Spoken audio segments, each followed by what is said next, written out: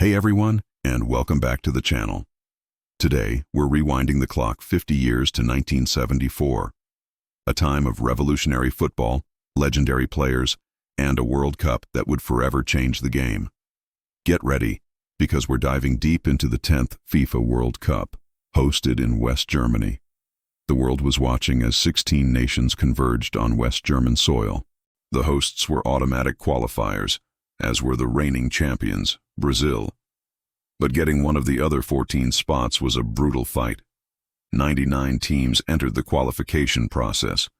One of the biggest shocks? England, the 1966 champions, failed to qualify, losing out to Poland in a dramatic decider at Wembley.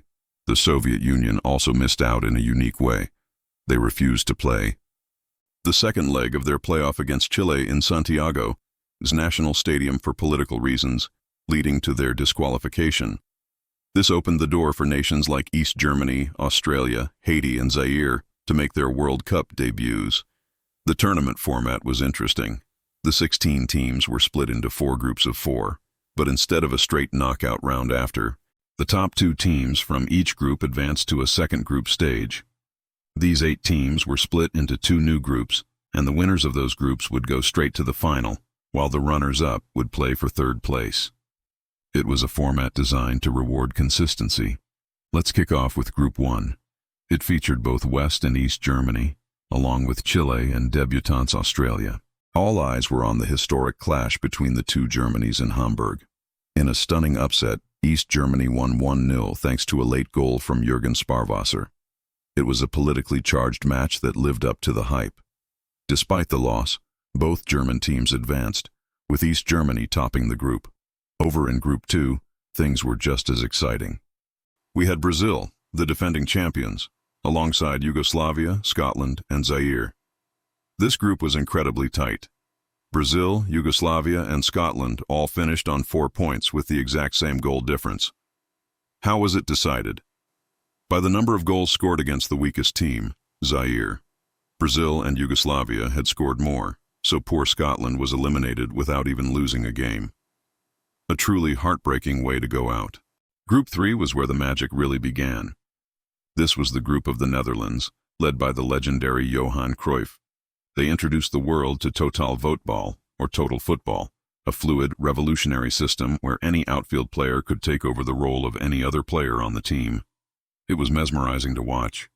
They topped their group comfortably, with Sweden joining them in the second round, leaving Bulgaria and a strong Uruguay side behind. Finally, Group 4 saw a dominant Poland, inspired by their star forward, Grzegorz Lato. They won all 3 of their matches, including a thrilling 3-2 victory over Argentina.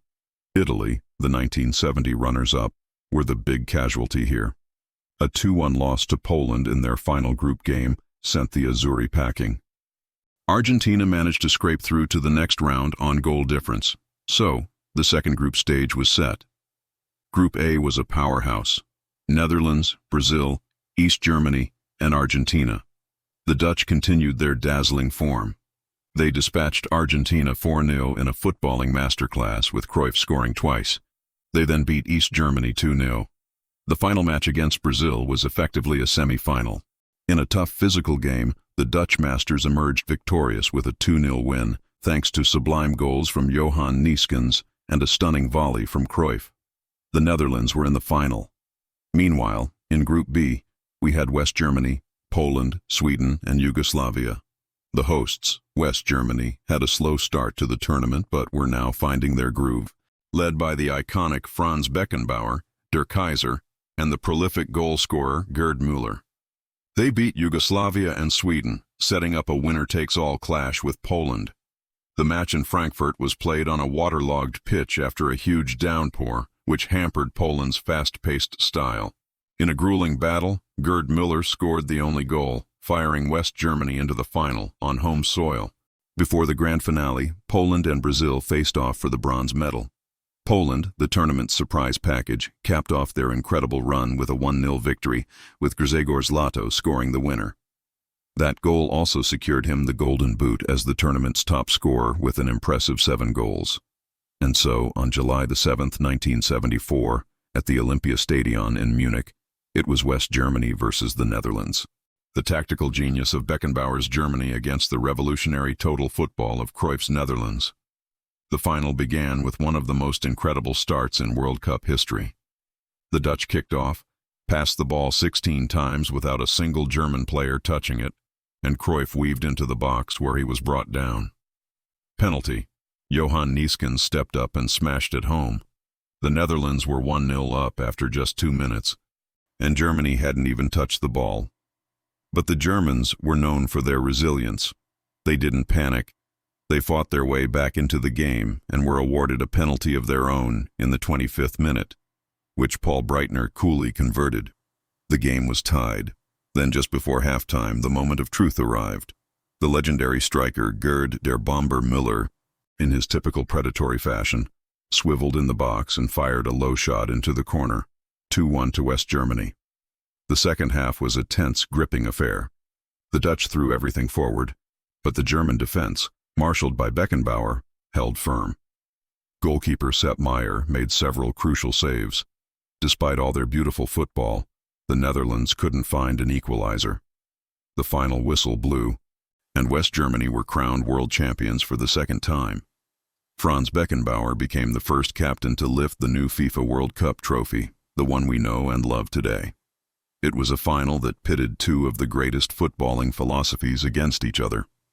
While the Dutch masters won the hearts of millions with their revolutionary style, it was the pragmatic efficiency and unyielding spirit of West Germany that won the trophy. The 1974 World Cup remains a legendary tournament, remembered for total football, the brilliance of Cruyff, the genius of Beckenbauer, the goals of Müller, and a truly unforgettable final. What a tournament! Let me know your favorite moments from the 1974 World Cup in the comments below. Thanks so much for watching. And if you enjoyed this trip down memory lane, don't forget to like, subscribe, and hit that notification bell for more football history. See you in the next one.